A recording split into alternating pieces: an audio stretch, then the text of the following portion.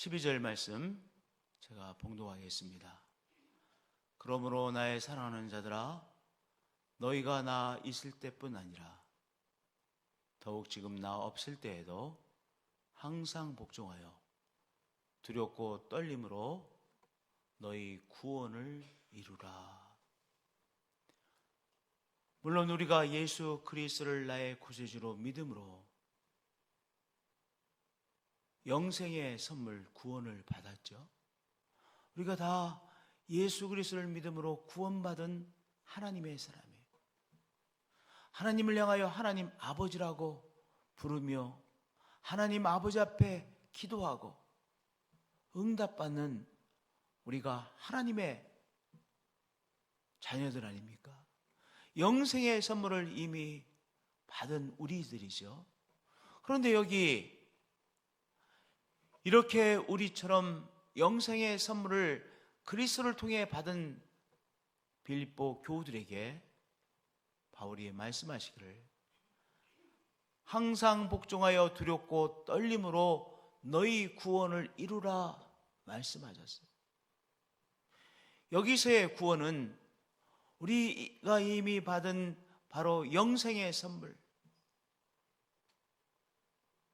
천국의 시민으로서의 우리에게 주신 그 은총을 말씀하시는 것이 아니라 여기 너희 구원이라고 하는 것은 바로 그리스도 안에서의 온전함을 말하는 것이죠.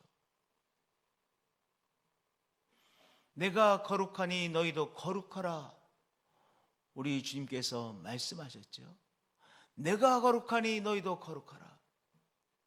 바로 그리스도를 닮아감으로 온전함을 얻는 것, 그것을 말씀하셨습니다. 근데 참 여기서 우리가 정말 주의 깊게 들어봐야 될 것은 너의 구원을 이루라고 그랬어요. 그러니까 우리 각자의 사람, 그리스도의 사람이 우리가 가야 될 성화의 과정들이 있죠. 그렇죠? 우리들 가운데 각자의 귀한 장점과 함께 우리의 약한 점들이 있어요. 바로 그 약한 점들을 이제 그리스도 안에서 온전함을 향해 나아가자, 성장하자. 너의 구원을 이루라. 나의 구원, 나의 바로 그리스도를 닮아가는 그 온전함을 향해 나의 이 성화의 과정을 오늘도 밟아가라, 이런 말씀이죠. 너의 온전함을 이루라. 그런데요, 여기 두렵고 떨림으로 너의 구원을 이루라고 했어요. 정말 의미심장한 말씀이죠. 두렵고 떨림으로.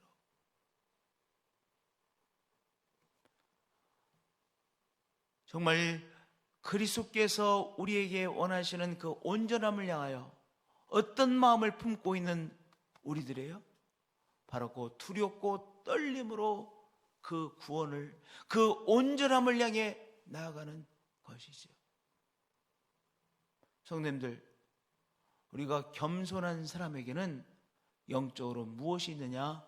이 두렵고 떨림, 즉 경건의 마음이 있는 것 아니겠어요? 경건한 소망, 주님의 거룩하심에 대한 소망, 두렵고 떨림으로 너의 온전함을 향해 나가자 말씀하시는 것이죠. 그 앞에는요, 항상 복종하여. 저는 이 말씀을 이렇게 이해했습니다.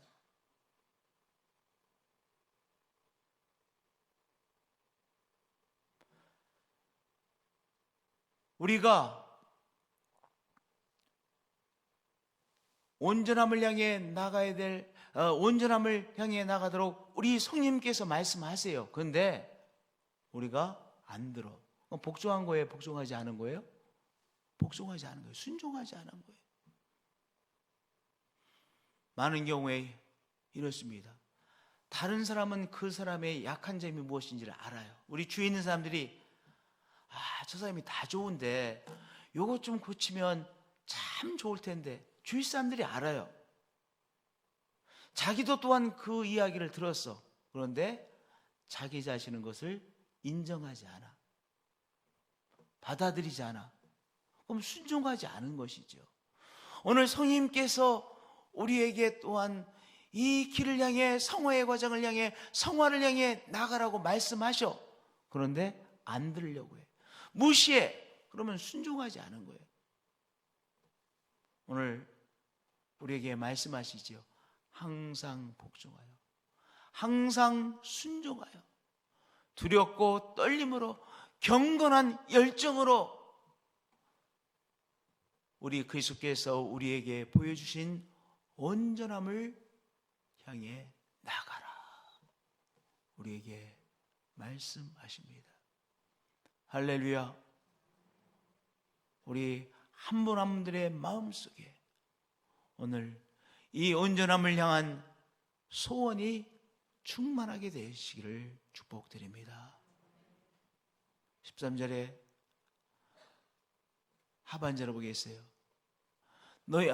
너희 안에서 행하시는 이는 하나님이시니 자기의 깊으신 뜻을 위하여 너에게 소원을 두고 행하게 하시나니. 성령 하나님께서 우리에게 은혜를 주셔서 우리에게 바로 온전함을 향해, 성화를 향해 나가고자 하는 소원을 품게 하세요. 그러니까 이미 하나님께서 나의 가운데 정말 은혜 주시구나, 역사하시구나. 무엇을 보면 알 수 있어요? 우리의 소원, 어떤 소원? 바로 그리스도의 온전함을 향해 나가고자 하는 소원. 내가 더 주님을 닮아가고 싶어 하는 그 소원, 바로 그 소원 누가 주신 거예요? 우리 성령 하나님께서 주신 거예요. 우리 하나님께서 우리에게 주시는 귀한 마음이죠. 하나님께서 우리 가운데 함께 하시고 역사하시다고 하는 증거예요. 무엇이요? 그리스도를 닮아가고자 하는 열망, 소원이요. 그리고 그 소원을 주시고 또한 그 소원 안에서 바로 우리를 변화시키고자 하는 그 일을 우리가 성령 안에서 행하는 것이죠. 변화, 영어로 물론 change라는 단어도 있지만 여기서 말하는 변화는 영어로 표현하면 transformation이에요. 정말 내적인 변화요. 진정한 변화는 내 자신의 내적 혁명이 일어나는 거예요. 내적 혁명.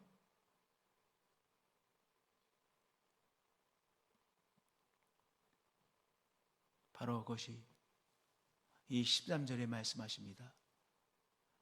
하나님이시니 자기의 깊으신 뜻을 위하여 너에게 소원을 두고 행하게 하시나니. 그런데요, 그 다음에 이제 구체적으로 나옵니다.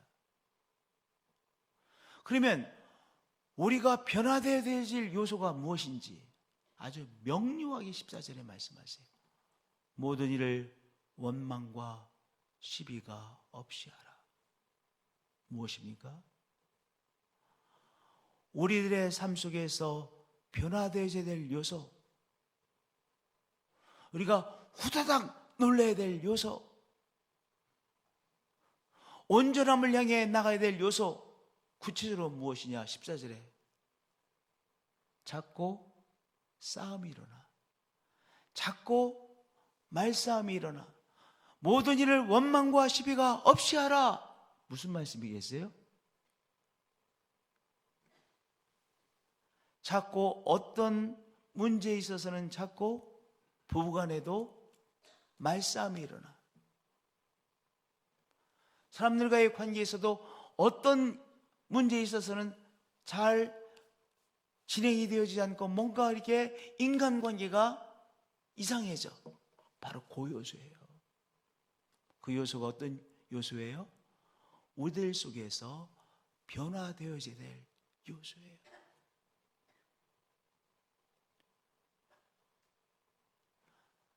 예, 내가 이런 연약함이 있습니다. 내가 이것을 이것이 바뀌어지기를 정말 내가 소원하고 있습니다.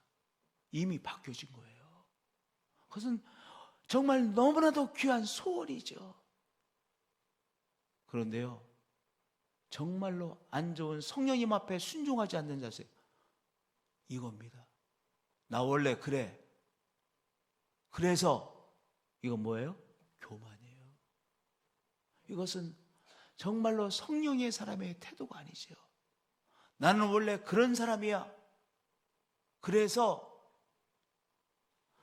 그렇게 말을 한다는 것은 더 정말 완악한 것이고요. 마음속에 그런 마음을 가지는 것은 바로 성령과의 교제가 끊겨진 거예요. 뭐라고 말씀하셨어요? 모든 일을 원망과 시비가 없이 하라.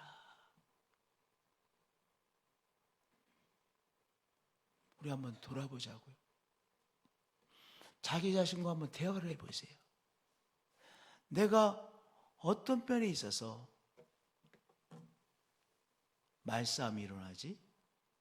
어떤 면에 있어서 말싸움까지는 일어나지 않지만 뭔가 이렇게 뻑뻑하게 되어지지? 뭐 그런 것이잖아요. 뻑뻑하게 되는 거. 이렇게 잘 아주 정말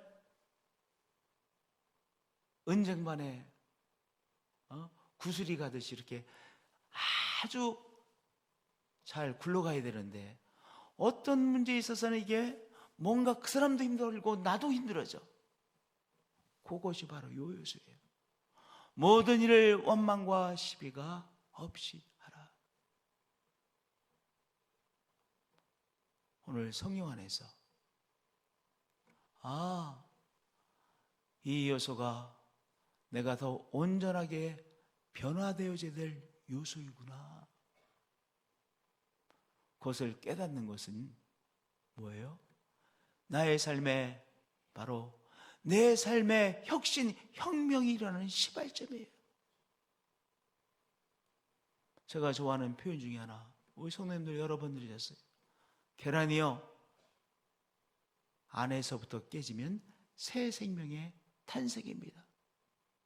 계란이 병아리 된다는 것은 진정한 정말 혁명 아니겠어요?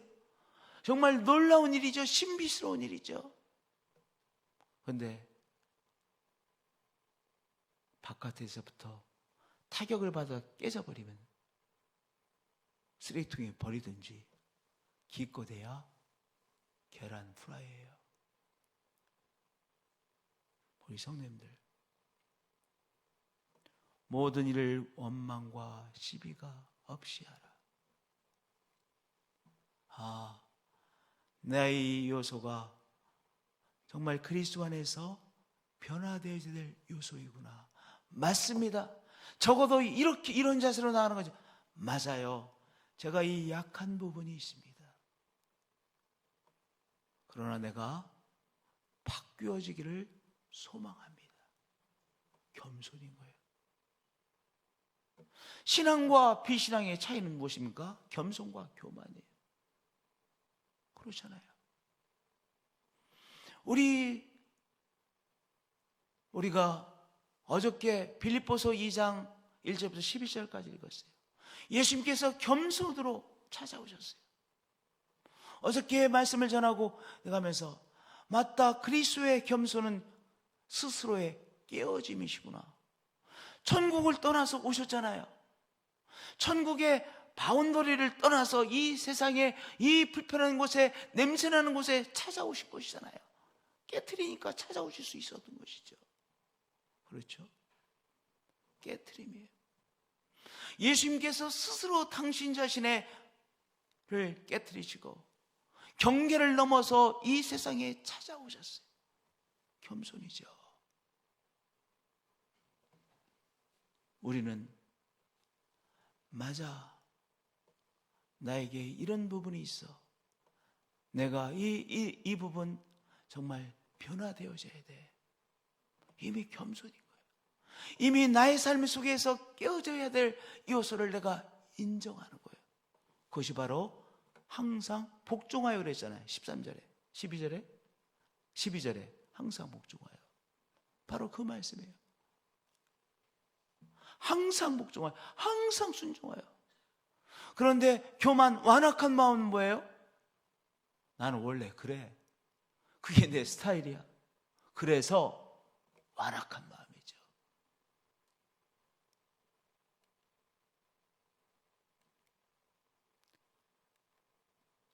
이는 너희가 흠이 없고 순전하여 어그러지고 거스르는 세대 가운데서 하나님의 흠없는 자녀로 세상에서 그들 가운데 빛들로 나타내며 그랬어요. 흠없는 자녀로 세상에서 바로 빛의 삶을 살도록 하시기 위해서 우리 하나님께서 너희 가운데 변화에 대한 소원을 품게 하시고 그 일을 이루어 가고 계시다. 그러니까 우리는 뭐 해야 되겠어요? 순종하는 것이 맞습니다. 이 요소 변화되어야 될 요소입니다. 그러니까 각자의 나의 구원이 다 달라요. 나의 구원이 너의 구원이라고 그랬어요. 오늘 내가 성장해야 될 요소, 오늘 내가 깨트려야 될 요소가 다 있잖아요. 그러니까 우리 그리스도의 사람은요, 어떤 사람이에요? 평생 배우는 사람이에요. 저를 따라서 우리 하나님 앞에, 우리 주님 앞에 고백하자고. 나는 주님을 만나는 그 시간까지 배우는 사람입니다. 네. 우리는 계속해서 배우는 사람이죠. 내가 한 단계 더 성장하기를 원합니다. 맞습니다. 나에게 그러한 연약함이 있습니다. 맞습니다. 나의 그 요소로 인해서 자꾸 관계가 힘들어지는 면이 있습니다. 그것이 변화되어지기를 소원합니다.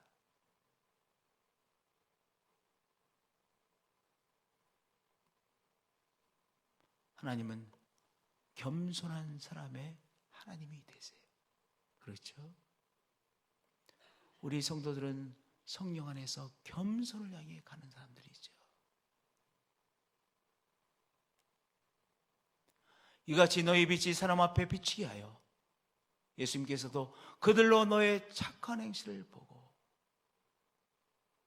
하늘에 계신 너희 아버지께 영광을 돌리게 하라.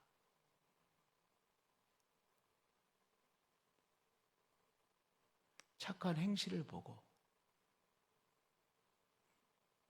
여기를 또한 이렇게도 이 착한 행실을 생각할 수 있을 것 같아요.